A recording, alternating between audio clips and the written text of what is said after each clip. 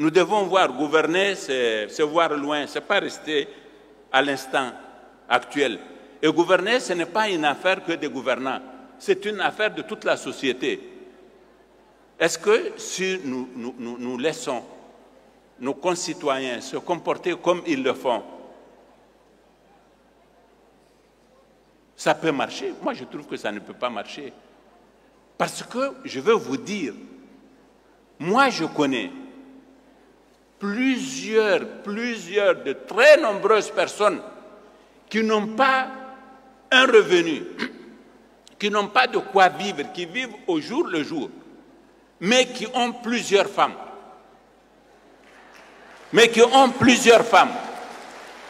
Qui font plusieurs enfants. Et l'aberration, vous voyez, là où ça nous a conduit, c'est qu'à un moment donné, tu maries une femme et tu lui dis « va mendier en Algérie, va mendier au Sénégal ». Est-ce que ça, c'est une bonne façon de traiter une femme? Et faire des enfants que vous n'avez pas de possibilité d'éduquer. Est-ce que nous devons observer ça et laisser ça comme ça? Moi, je dis que la solution à long terme, c'est l'éducation. Il faut améliorer notre système éducatif pour que nos enfants y acquièrent des connaissances et des aptitudes à des formations qui vont leur donner des emplois parce qu'ils vont créer eux-mêmes les emplois. Nous allons mettre l'accent sur l'enseignement technique et la formation professionnelle. Nous sommes en train de chercher notre voie pour l'amélioration de ce système-là. Nous allons améliorer la qualité de notre système d'éducation générale.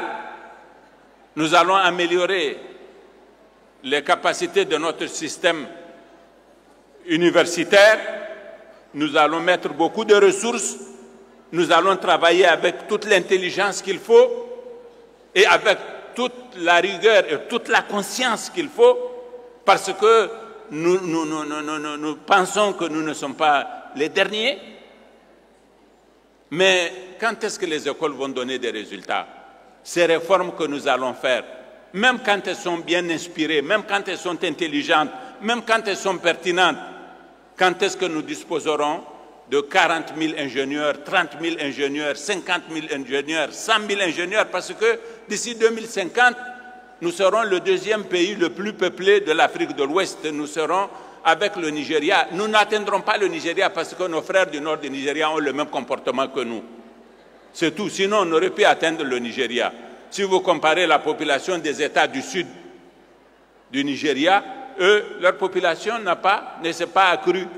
Mais comparez le nord du Nigeria et le sud du Nigeria, vous avez le nord surpeuplé et pauvre, comme le Niger, pauvre, aussi pauvre que le Niger, et vous avez le sud qui est instruit, éduqué et riche. Et nous, notre trop-plein de gens non éduqués, dont nous ne savons quoi faire, ils ont tendance à aller dans les autres pays. Mais pour combien de temps?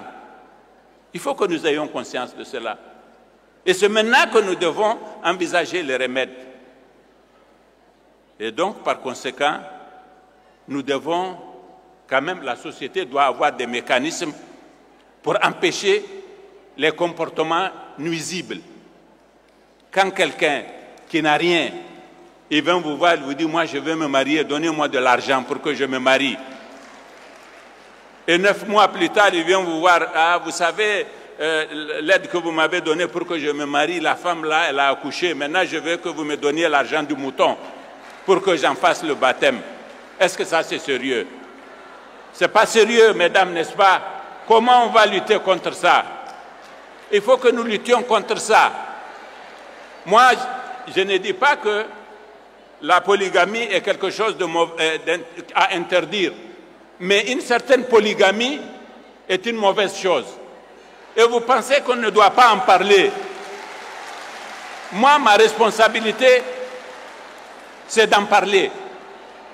Et je prends le risque de le dire. Et je l'assume. Parce que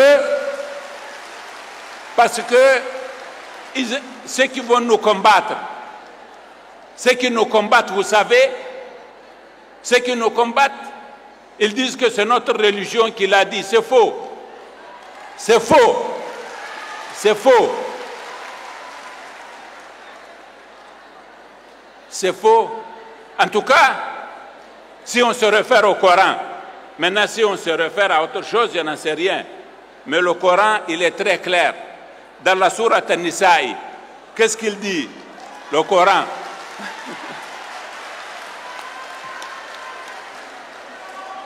فَأَنْكِحُوا مَا طَابَ لَكُمْ مِنَ النِّسَاءِ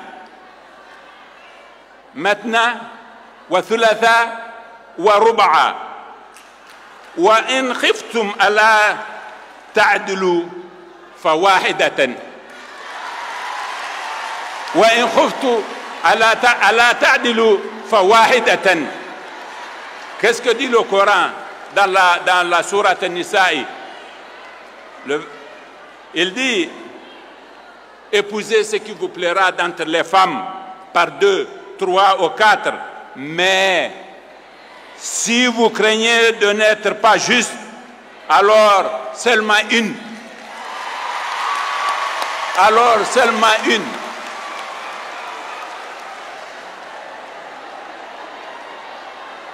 ذلك أدنى ألا تعودوا. ذلك أدنى ألا تعودوا. Plus sûr moyen d'échapper à la partialité. Vous faites une seule femme, c'est le plus sûr moyen d'échapper à la partialité. C'est le plus sûr moyen d'être impartial. Alors, cette sourate du Coran, s'il vous plaît, est-ce que cette sourate du Coran prescrit comme une obligation la polygamie? Elle ne la prescrit pas.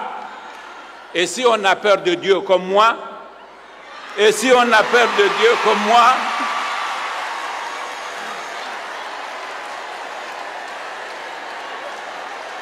et si on a peur de Dieu comme moi, elle la proscrit. Wa in khuftum alla ta'dulu wahidatan. Wa in khuftu alla ta'dulu wahidatan.